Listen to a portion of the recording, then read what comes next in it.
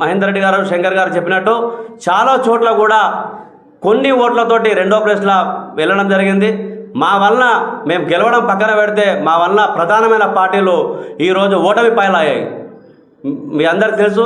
ఇప్పుడు సాయంత్రానికి ఇంకా కొన్ని ఎన్నికలు జరుగుతున్నాయి, కొన్ని ఇంకా మనకు రావాల్సినది ఉంది. ఇంకా కొన్ని చోట్లకి వెళ్ళి మేము కూడా ప్రతి ఎన్నికల్లో కూడా జనసేన పార్టీ ప్రధానమైన పార్టీలకు ధీటుగా తెలంగాణలో ప్రతి ఎలక్షన్లో పోటీ చేయబోతున్నాం.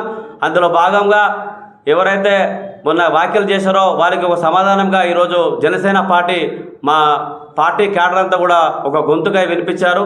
ముఖ్యంగా ఈరోజు ఏదైతే జనసేన పార్టీని తెలంగాణ రాష్ట్ర వ్యాప్తంగా ఆహ్వానించి వారి ఓటు ద్వారా ఒక న్యాయమైన డబ్బులు పంచినప్పటికీ కూడా ఒక నీతి నిజాయితీ గల వ్యక్తి శ్రీ పవన్ కళ్యాణ్ గారు పెట్టినటువంటి జనసేన పార్టీని ఆహ్వానించి ఓటు వేసిన ప్రతి ఒక్కరు కూడా మా జనసేన తెలంగాణ రాష్ట్ర నాయకత్వం తరఫున హృదయపూర్వక ధన్యవాదాలు.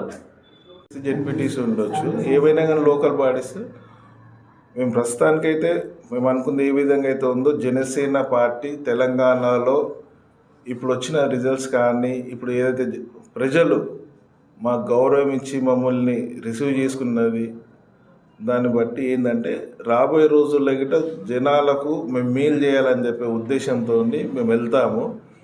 దాన్ని ఏమైనా కానీ మీరు అడిగినట్టు జనసేన పార్టీ ఎక్కడైనా కానీ ప్రజెంట్ ఎన్డీఏ దాంట్లో ఉంది మిత్రపక్షంలో.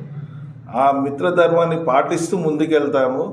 ఏదైతే పవన్ కళ్యాణ్ గారు మా అధ్యక్షులు డిసిషన్ తీసుకుంటారో దానికి లోబడి ఇక్కడ రాష్ట్ర నాయకత్వం అనేది పనిచేస్తుంది.